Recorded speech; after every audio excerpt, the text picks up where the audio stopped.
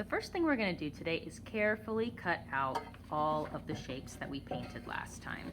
So I'm just going to go very slowly with my scissors, and I'm going to try not to cut off any of the oil pastel outlines, but I also don't want to leave too much paper along the outside edge. Don't forget to use your helper hand to turn the paper as your scissor hand cuts it, so that your scissor hand doesn't have too much tricky work to do. And also, if you have a hole inside of one of your shapes, a good way to get that space out is to gently kind of pinch. So fold and then pinch just right where the empty space is so that you can make a little snip with your scissors in that empty space. And then you can get your scissors into the snip and cut that space away. Just like that. The next thing we have to do is prepare a background.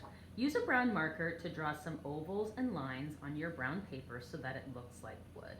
Now we're going to cut this wood into shelves. So make sure that you turn your paper so that your shelves go all the way across.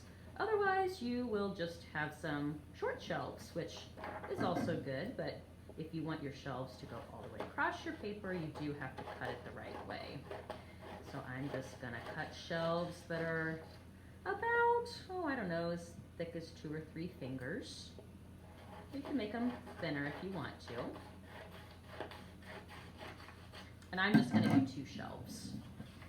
So one can go here, one can go here, and then this is gonna be sort of like the wood floor that our cookie stands on. Now before I glue anything down, I'm going to lay out my other pieces to make sure that I like where everything goes. You might have made so many pieces that you don't have room for everything, and that's okay.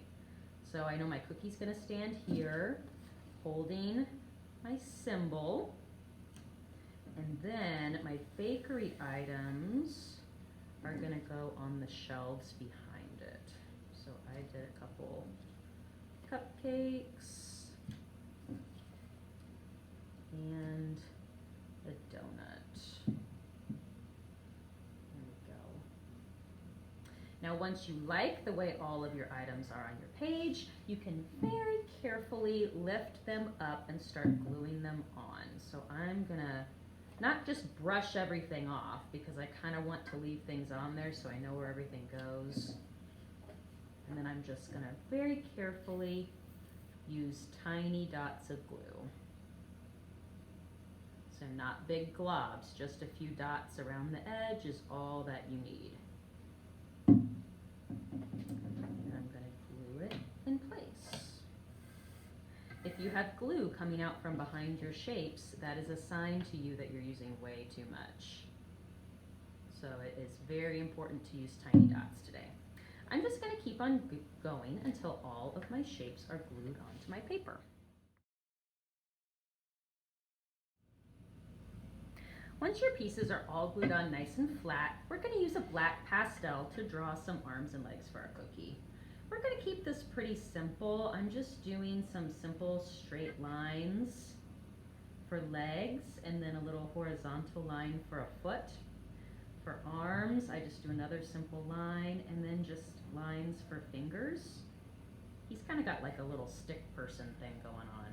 And then to hold our object, you can have your line bend, and then I kind of add some lines on the object that look like fingers wrapped around the object.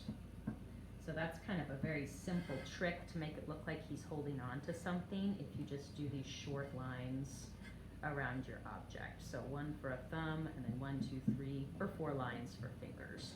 The very, very last step today is if you have anything that still needs to be painted, you can do a little bit of watercolor at the very end. You'll just have to be a little bit extra careful to stay inside the lines so that you don't get any paint on your background.